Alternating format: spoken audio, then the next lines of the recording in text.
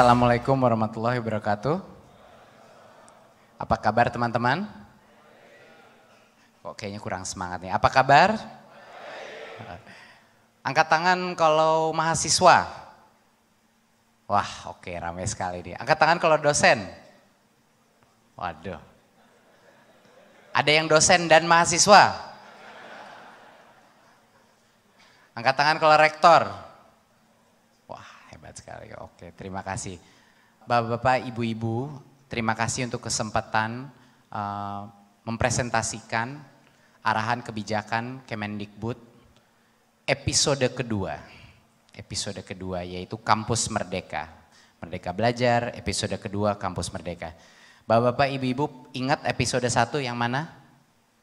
Waktu UN, USBN, RPP, zonasi, masih ingat? Oke, itu episode pertama. Ini episode kedua kebijakan. Dan fokusnya adalah kepada perguruan tinggi. Makanya dinamakan Kampus Merdeka. Pendidikan tinggi ini memiliki potensi dampak tercepat untuk perubahan SDM unggul. Kenapa? Karena jangka waktu dari keluar dari perguruan tinggi sampai di dunia yang nyata untuk bisa membangun Indonesia itu sangat yang tercepat. Ya. Potensi kalau kita bisa meningkatkan kualitas perguruan tinggi kita, terutama S1 di mana kebanyakan mahasiswa kita itu ada di S1. Ini adalah cara tercepat untuk membangun SDM unggul. Pendidikan tinggi di Indonesia ini harus menjadi ujung tombak yang bergerak tercepat. Karena dia begitu dekat dengan dunia pekerjaan, dia harus yang berinovasi tercepat dari semua unit pendidikan. Karena harus adaptif dan selalu berubah dengan lincah. Namun pada saat ini itu situasinya tidak seperti itu. Inovasi yaitu tujuan utama daripada perguruan tinggi, inovasi dalam pembelajaran, inovasi dalam pembaktian masyarakat, inovasi dalam research, itu tidak bisa dilakukan tanpa ruang bergerak. Inovasi hanya bisa terjadi di dalam suatu ekosistem yang tidak dibatasi. Dan ini adalah spirit atau esensi kebijakan Kampus Merdeka kita. Marilah kita masuk ke dalam 4 kebijakan program pokok Kampus Merdeka. Yang pertama adalah pembukaan program studi baru. Bagi teman-teman yang tidak tahu program studi itu apa, atau prodi. Prodi itu adalah perkumpulan mata kuliah yang dikerjakan oleh para dosen pada kepala prodi di dalam suatu departemen di perguruan tinggi. Di mana nanti mahasiswa kalau mengambil prodi tersebut, dia lulus dengan sarjana prodi tersebut. Ya, jadi kalau misalnya lulusan sarjana teknik sipil, prodinya itu namanya teknik sipil. Kalau sarjana hukum, prodinya itu namanya hukum dan lain-lain. Bagi mungkin yang belum mengenal apa itu prodi. Sekarang membuka prodi baru tantangannya sangat besar.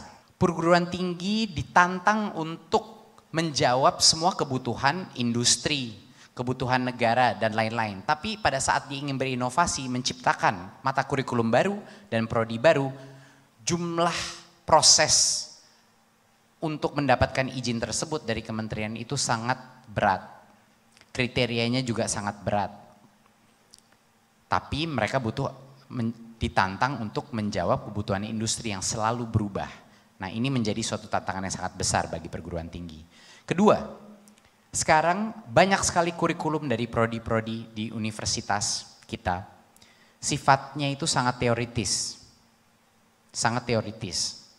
Dan tidak banyak yang bisa dibilang 100% link and match dengan kebutuhan di dalam dunia yang nyata.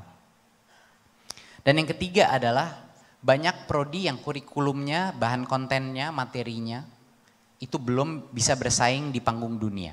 Belum pada saat ini. Banyak yang bagus, tapi dibilang bisa bersaing di panggung dunia belum bisa dibilang begitu. Jadi apa solusi kita, apa kebijakannya? Kita ingin melakukan kolaborasi atau bisa disebut juga pernikahan massal. Apa yang dimaksudkan pernikahan massal? Pernikahan massal antara universitas dengan berbagai macam pihak-pihak di luar universitas untuk menciptakan prodi-prodi baru. Perguruan tinggi yang mempunyai akreditasi A dan B langsung diberikan izin untuk membuka prodi baru asal mereka memiliki kerjasama dengan pihak ketiga, yaitu organisasi-organisasi kelas dunia. Artinya untuk universitas yang punya akreditasi A dan B tidak perlu lagi melalui proses perizinan prodi di kementerian, tidak usah lagi dicocokkan dengan rumpun ilmu yang mana, ketetapannya mana dan lain-lain, asal mereka bisa membuktikan mereka melakukan kerjasama dengan ada 4 opsi, ini dan atau ya. Perusahaan berkelas dunia, 2, organisasi nirlaba berkelas dunia, contohnya seperti PBB, Bank Dunia, USAID dan lain-lain. Ketiga, BUMN maupun BUMD. Dan yang keempat adalah top 100 World University berdasarkan QS ranking. Ini adalah 4 opsi yang bisa ada. Nah, Bapak-bapak, ibu-ibu, untuk yang 3 pertama tadi, yang bukan universitas top 100 ya, 1, 2, dan 3, prodi tersebut harus membuktikan kepada pemerintah kerjasamanya nyata dan real. Bagaimana cara membuktikannya? Ada 3 kriteria, artinya kerjasama. Baru acinya kalau 3 kriteria ini terpenuhi. 1 adalah harus menunjukkan kerjasama dengan mitra pihak ketiga itu dalam penyusunan kurikulum. Kedua, ada program magangnya. Dan ketiga, ada perjanjian kerjasama dari sisi rekrutmen. Artinya lulusan prodinya harus ada perjanjian kerjasama dari sisi rekrutmen perusahaan tersebut maupun NGO kelas dunia tersebut maupun BUMN, BUMD tersebut. Kalau prodi ini bisa membuktikan ada kerjasama ini 3 dengan organisasi kelas dunia, otomatis akan diberikan izin membuka program studi. Kenapa kita melakukan kebijakan ini? Apa hasil yang kita inginkan? Seperti yang saya bilang tadi, yang kami inginkan adalah pernikahan massal. Semua rektor-rektor, semua kepala prodi, semua dekan-dekan akan berlomba-lomba, meeting-meeting dengan berbagai macam pihak universitas luar negeri, dengan berbagai macam NGO kelas dunia, dengan berbagai macam perusahaan kelas dunia di Indonesia maupun perusahaan dari luar negeri, untuk menciptakan partnership yang real berdasarkan 3 kerangka ini. Kurikulum, dimagang, direkrutmen. Dan dengan ini kita melepaskan hak perizinan prodi ini hanya sekedar registrasi saja dan kami akan auto approve. Kalau perusahaannya tentu dengan kredibilitas yang tinggi, organisasi tersebut harus kredibilitas yang sangat tinggi. Ini yang kita harapkan. Perbenturan, diskusi, meeting yang terjadi dengan berbagai macam instansi civil society masuk ke kampus, kampus pun keluar dari kampus. Topik kedua, kebijakan kedua adalah sistem akreditasi perguruan tinggi. Bagi bapak-bapak ibu yang mungkin tidak mengenal baik nanti di masyarakat, apa itu proses akreditasi? Akreditasi itu adalah suatu proses penilaian yang dilakukan pemerintah untuk menilai 2 hal. Satu adalah perguruan tingginya sendiri dan yang kedua adalah prodi di dalam perguruan tinggi itu. Mungkin Bapak Ibu yang tidak mengenal, kadang-kadang kalau kita sebut akreditasinya itu A, B, C. Itulah angka hasil daripada sistem akreditasi tersebut. Apa tantangan yang dihadapi hari ini? Saat ini saya rasa dosen-dosen dan rektor di sini semua mengetahui bahwa proses dan persyaratan akreditasi itu suatu beban yang cukup besar. Kenapa? Karena semuanya itu dilakukan secara manual. Tumpukan dokumentasi dan bukti bahwa universitas itu telah melakukan berbagai macam proses itu bertumpukan. Pada saat ancang-ancang 2 tahun sebelum waktunya reakreditasi itu banyak sekali mahasiswa pun sampai komplain, ini dosennya kemana ya? Gitu. Karena tantangan daripada tuntutan reakreditasi karena ingin memaintain akreditasi tersebut. Saat ini juga banyak sekali antrian perguruan tinggi dan prodi yang belum terakreditasi atau yang benar-benar ingin mengakreditasi, itu luar biasa panjangnya. Bisa bayangkan karena semua prodi dan semua perguruan tinggi itu diwajibkan akreditasi setiap 5 tahun, sehingga apalagi perguruan tinggi yang lebih kecil yang tidak punya resource yang banyak, itu banyak nggak kedapetan proses akreditasinya sampai mereka harus menunggu kadang-kadang bertahun-tahun. Hampir 20% dari permintaan akreditasi tidak terpenuhi di tahun yang itu, sehingga multi year dia menunggu antrian ini. Dan yang terakhir adalah banyak sekali prodi yang ingin standar yang lebih tinggi lagi. Mereka melakukan akreditasi level internasional. Tapi mereka masih harus melakukan akreditasi nasional juga dengan segala macam prosesnya. Jadi pada saat ini ada 3 isu dengan akreditasi sistem. Satu adalah sifatnya sangat manual dan menjadikan beban administratif yang benar-benar mendistract dosen dan rektor keluar daripada fokus core utamanya, yaitu benar-benar meningkatkan kualitas pembelajaran di dalam universitasnya. Kedua, cukup diskriminatif sifatnya karena banyak sekali yang benar-benar membutuhkan akreditasi tidak mendapatkan, sedangkan yang tidak mau direakreditasi atau tidak merasa perlu dipaksakan. Dan yang ketiga adalah bagi yang sudah mengejar target yang lebih tinggi lagi, yaitu international akreditasi, bahkan harus mengulangi prosesnya di tingkat nasional karena belum cukup diakui. Kemana arahnya akreditasi? Kita akan menggunakan 3 prinsip ke masa depan kita. Akreditasi itu harus mengarah kepada sifat sukarela, di mana di hampir semua negara maju sekarang sistemnya adalah sukarela. Jadinya kalau saya mau atau butuh diakreditasi, saya akan diprioritize. Tapi kalau saya tidak merasa butuh, itu juga nggak apa-apa. Kedua, mengutamakan, bukan menekankan, mengutamakan peran masyarakat, industri, dan asosiasi profesi untuk melaksanakan akreditasi tersebut. Dan bukan mengutamakan pemerintahan yang melakukan akreditasi tersebut. Kenapa kita ke arah sini? Karena semakin lama, semakin lebih spesifik semua disiplin-disiplin domain knowledge itu. Tidak mungkin pemerintah bisa mengetahui dan menguasai semua domain informasi tersebut, bagaimana mengakreditasi setiap prodi-prodi. Harusnya asosiasilah yang bergotong royong untuk melakukan ini, bahkan lembaga-lembaga akreditasi lainnya. Dan yang ketiga adalah, prinsip ketiga, harus mengikuti best practice international standard. Artinya semakin banyak akreditasi yang diberikan juga diakui secara internasional, semakin baik. Dan kita akan mempush agar sebanyak mungkin akreditasi kita itu diakui di luar negeri, bukan hanya di dalam negeri. Karena sekarang standar sudah global, knowledge sudah global. Dan kita menurut arahan Pak Presiden harus menjadi SDM yang unggul di panggung dunia, bukan hanya di negara sendiri. Jadi apa kebijakannya? Bagi yang tidak membutuhkan reakreditasi dan merasa belum mau naik level ke akreditasi yang tinggi, akreditasi akan diperbarui secara otomatis, akan di-approve secara otomatis. Jadi tidak harus melalui proses ini. Sementara kita transisi kepada tadi standard best practice internasional. Kedua, sekarang reakreditasi karena sukarela, artinya bagi yang siap naik, saya misalnya B akreditasinya, saya mau siap naik ke A, dialah yang akan diprioritize oleh badan akreditasi kami. Dialah yang akan, jadi sifatnya adalah sukarela.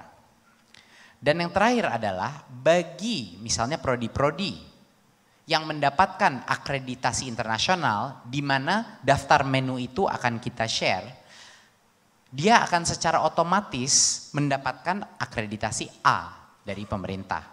Dan tidak harus melalui proses lagi di tingkat nasional. Kita akan memilih dan mengkurasi semua. Contohnya nih, contohnya. Ada berbagai macam akreditasi yang sudah diakui di panggung dunia yang akan kami seleksi dan disebarkan. Kalau mendapatkan akreditasi ini, Itu otomatis dapat A dan tidak harus mengikuti proses nasional akreditasi. Ya, kita pinjam standar mereka yang standarnya sudah diakui dunia, tidak perlu mereka masuk. Nah, dengan sistem ini banyak sekali perguruan tinggi dan prodi-prodi yang benar-benar butuh akreditasi bisa lompat di antrian akreditasi seperti yang sekarang. Ini benar-benar untuk membantu mereka juga. Tapi itu tidak berarti bahwa pemerintah tidak akan mengetatkan monitoring. Tidak berarti pemerintah tidak akan mengetatkan monitoring. Kapanpun kalau pemerintah mendapatkan pengaduan dari masyarakat atau pemerintah melihat data, misalnya daftar yang masuk jadi menurun secara drastis, atau contoh misalnya daftar pengangguran dari prodi tersebut ternyata meningkat secara drastis. Kapanpun itu dengan data apapun pemerintah boleh melaksanakan reakreditasi kapanpun pemerintah mau. Ini sangat penting. Karena kalau sudah diberikan auto extension untuk bagi yang sudah ada, harus ada mekanisme di mana pemerintah bisa melakukan secara ad hoc suatu reakreditasi untuk melindungi para mahasiswa dan para student dan juga para dosen di dalam prodi tersebut untuk memastikan kualitas ya. Jadi ini adalah komprominya.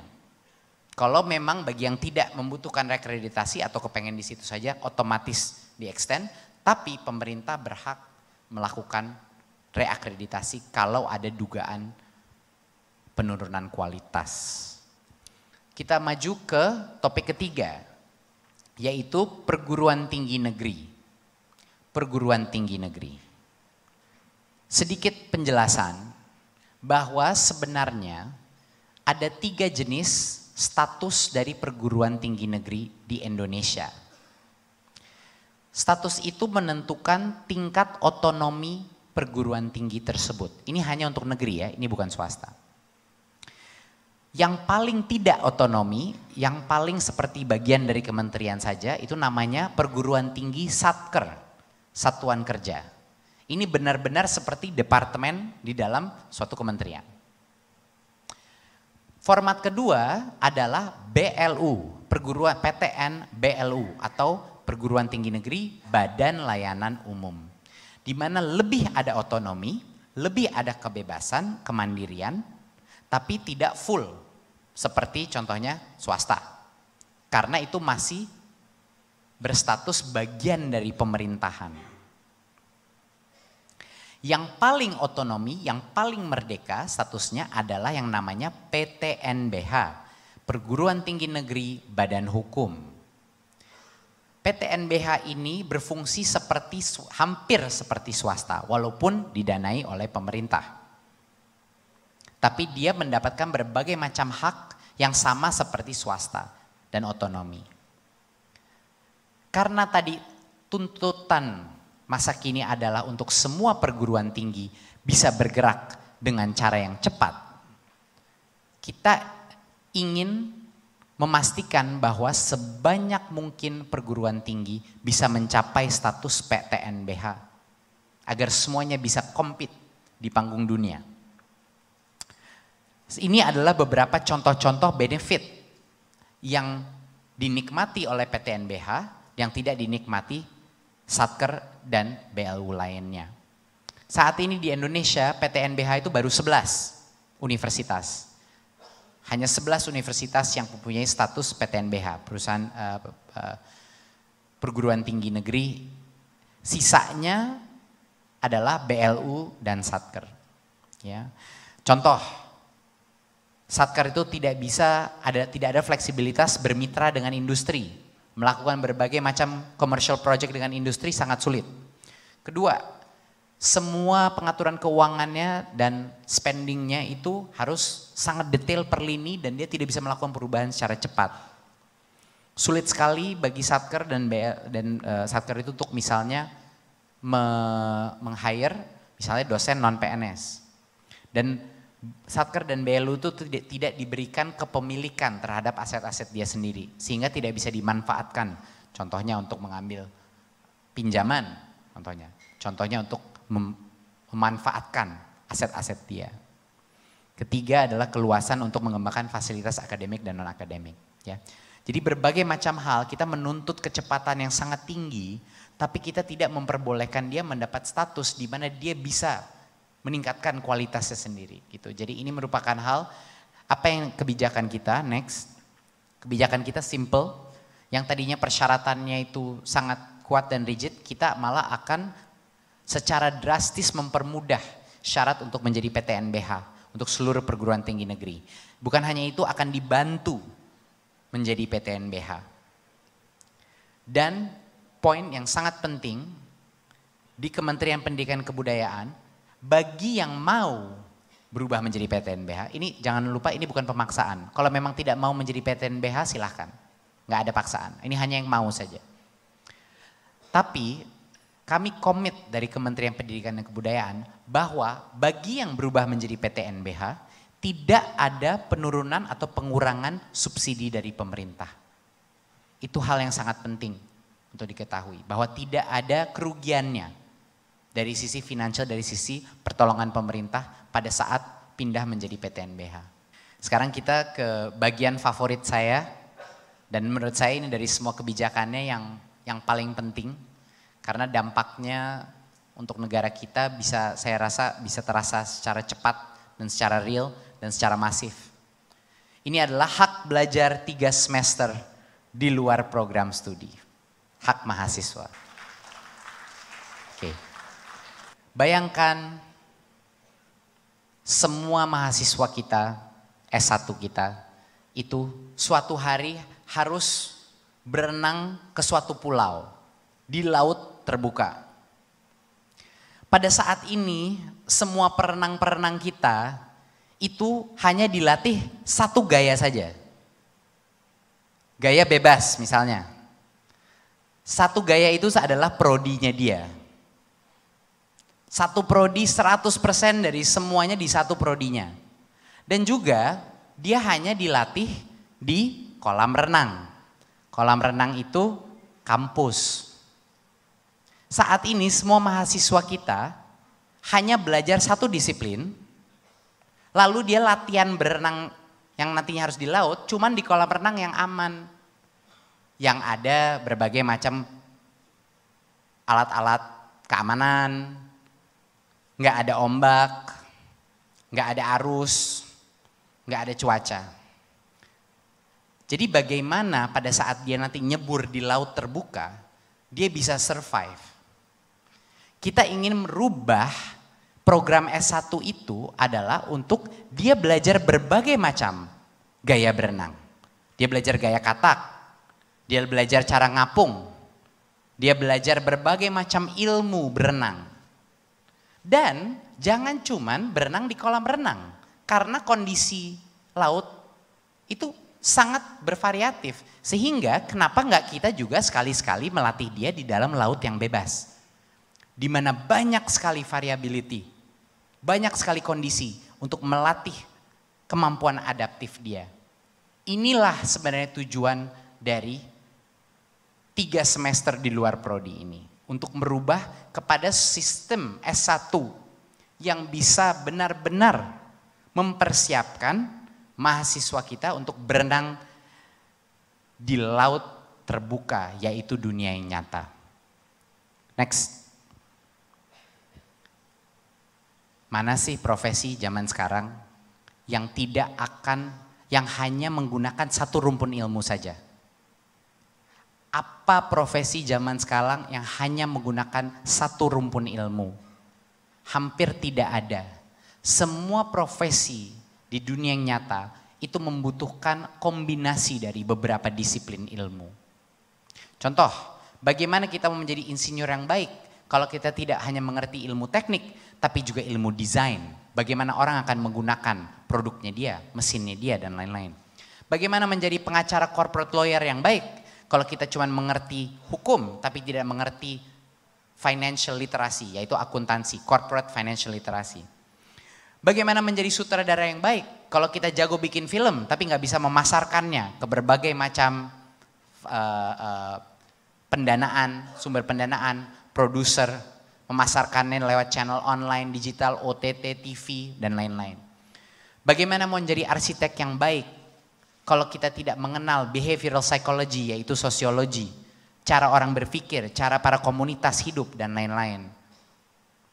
Next. Kenyataannya sekarang, sedikit sekali proporsi, jadi mayoritas daripada anak-anak lulusan S1 berkarir akhirnya di tempat yang berbeda. Mayoritas berkarir di tempat yang berbeda. Ya, next. Jadi apa kebijakan kita? Ini adalah 8 semester dari mahasiswa S1. Dari 8 semester itu, kami sebagai kementerian membijakkan untuk perguruan tinggi memberikan hak 3 semester dari 8 semester itu bisa diambil di luar prodi. Saya harus tekankan, ini bukan pemaksaan. Kalau mahasiswa itu ingin 100% di dalam prodi itu adalah hak mereka. Ini hanya opsinya untuk mahasiswa. Tapi adalah suatu kewajiban bagi perguruan tinggi untuk memberikan opsi tersebut. Ngerti perbedaannya? Untuk mahasiswa ini merupakan kebebasan mereka boleh memilih, mengambil sampai dengan 3 semester di luar prodi dia. Tapi tidak dipaksakan, itu opsi bagi mahasiswa, terserah dia. Tapi untuk perguruan tinggi wajib memberikan kesempatan mengambil 3 semester di luar prodi. Dari 3 semester itu, 2 semester harus diberikan jaminan hak kepada mahasiswa 2 semester dari 3 di luar kampus. Artinya di laut terbuka, di open water. Oke. Ada satu exception adalah hanya untuk bidang kesehatan.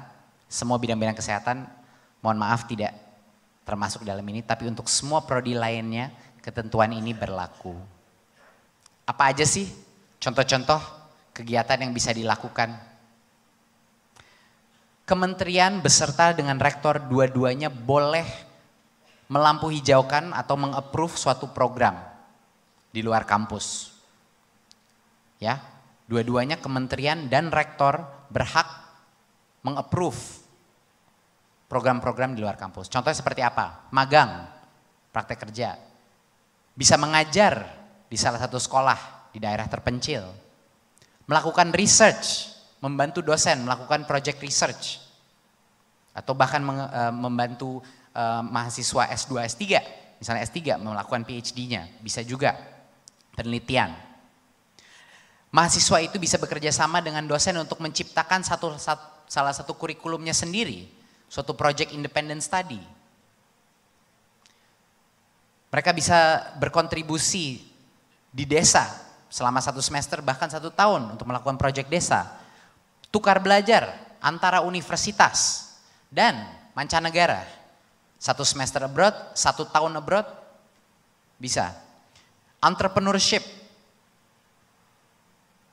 Siswa itu ingin merintis suatu startup, dibina oleh dosen, itu juga diperbolehkan. Jadi approval ini, 2 pihak yang melakukannya, 1 rektor, dan yang kedua adalah kementerian. Ya, kita akan membuka. Ini penting sekali. Kayak gimana sih contoh-contoh permutasinya? Ada anak mungkin mau magang 6 bulan di startup, lalu dia mengajar di SD di Sulawesi 6 bulan lagi.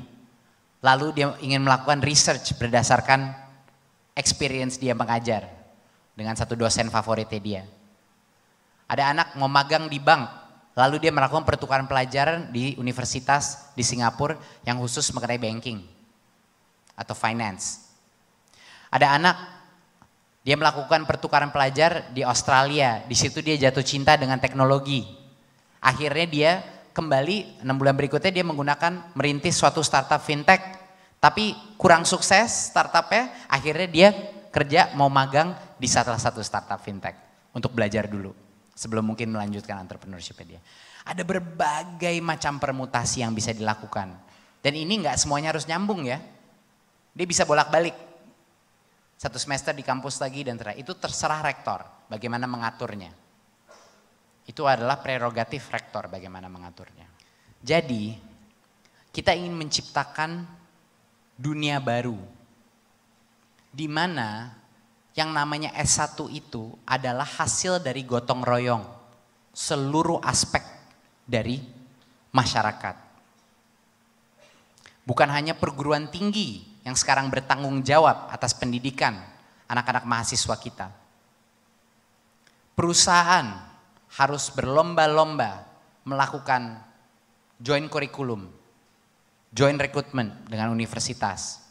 Perusahaan juga sekarang yang tadinya susah sekali untuk mereka tertarik dengan internship karena KKN tadinya cuma 1-2 bulan.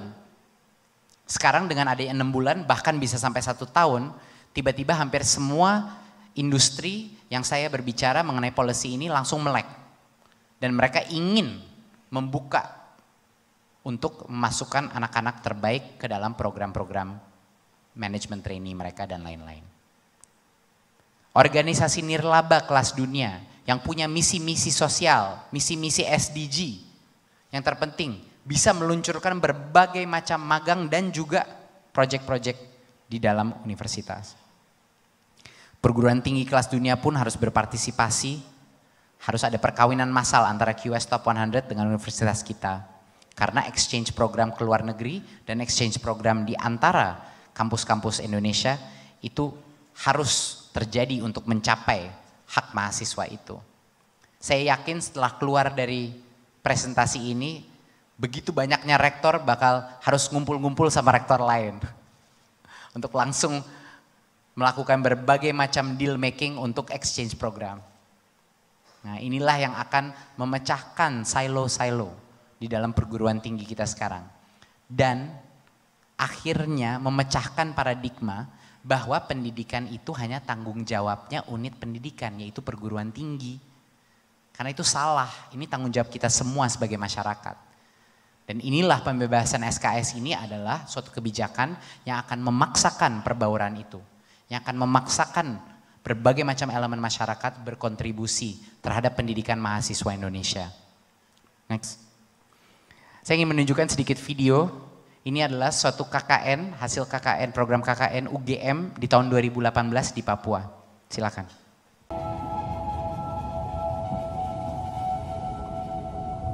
Saya masih ingat betul. Waktu itu, mereka datang ke kami ke kampung. 30 anak muda dari UGM.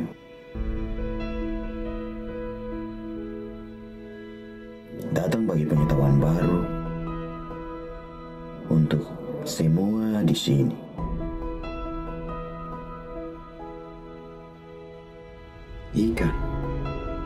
Ikan berpotensi paling besar di Sambir dan Binieri.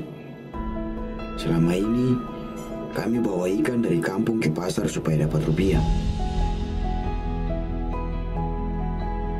Tapi mereka ajarkan hal lain. Ajar cara kasih panjang ikan bernafas supaya jadi rupiah yang tebal dan tahan lama di kami bu kantong. Selain hasil laut, mereka juga ajar kami cara kelola dana desa yang baik dan mantap. Ada juga tentang pentingnya pendidikan demokrasi dan pemberdayaan sapu mama di kampung. Tidak lupa juga, mereka datang ke rumah-rumah untuk lihat kami bu kesehatan. Terus, mereka juga kasih ingat kembali tentang cara hidup sehat. Pokoknya senang sekali ketemu mereka. Pendidikan di Sambir dan Binieri katanya sudah mulai berkembang, tapi adik-adik semangat di sini masih kurang. Itu yang bikin adik-adik rasa malas buat belajar. Mereka hadir bikin terobosan baru. Mereka datang ke sini bawa semangat baru. Mereka kasih satu energi baru untuk sapu adik-adik di pinggir pantai. Kakak, kapan saya bisa sekolah pantai lagi? Sahut sapu adik sambil bayangkan memori indah bersama mereka.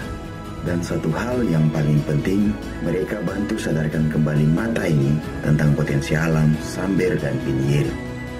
Benar, alam kami sangat indah dan mempesona.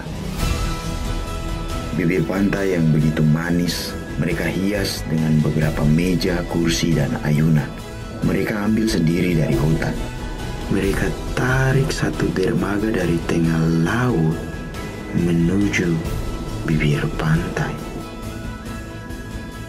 supaya bikin semua jadi sempurna. Emas itu kembali berkilau, menciptakan sendi-sendi kehidupan baru untuk kami, orang Samber dan Binieri.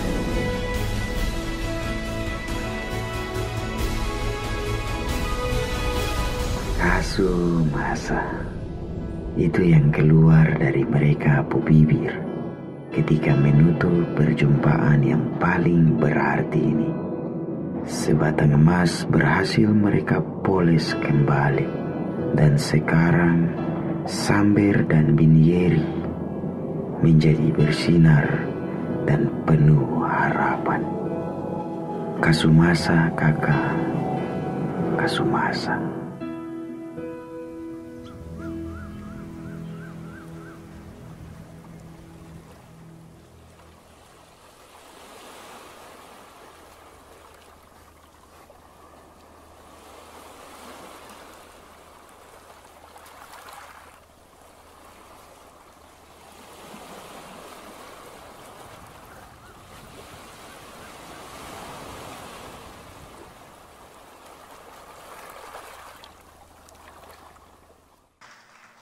Itu adalah proyek 2 bulan yang terjadi di Papua. 2 bulan. Bayangkan apa yang bisa dicapai dalam waktu 6 bulan. Bayangkan apa yang bisa dicapai dalam waktu 1 tahun. Dengan anak-anak mahasiswa terbaik dari seluruh Indonesia. Gotong royong, membantu belajar dan berdampak sosial langsung. Memecahkan permasalahan, bukan teoritis tapi permasalahan yang benar-benar ada. Dan juga berinteraksi dengan berbagai macam adat, suku, perspektif sosioekonomi Indonesia untuk memecahkan masalah yang real. Bapak-bapak dan ibu-ibu, inilah yang namanya pendidikan. Ini adalah pendidikan yang problem focused. Pendidikan yang secara otomatis akan melakukan penguatan karakter. Ini adalah pendidikan yang akan mengekspos generasi pemimpin-pemimpin masa depan kita kepada Indonesia itu sebenarnya menjadi apa. Setiap kali saya menonton video itu saya terharu. Karena saya bisa membayangkan alangkah powerfulnya mahasiswa kita kalau kita kerahkan memecahkan masalah yang real di luar situ. Itu adalah esensi daripada kampus Merdeka dan itu adalah esensi dari Merdeka Belajar. Wassalamualaikum warahmatullahi wabarakatuh.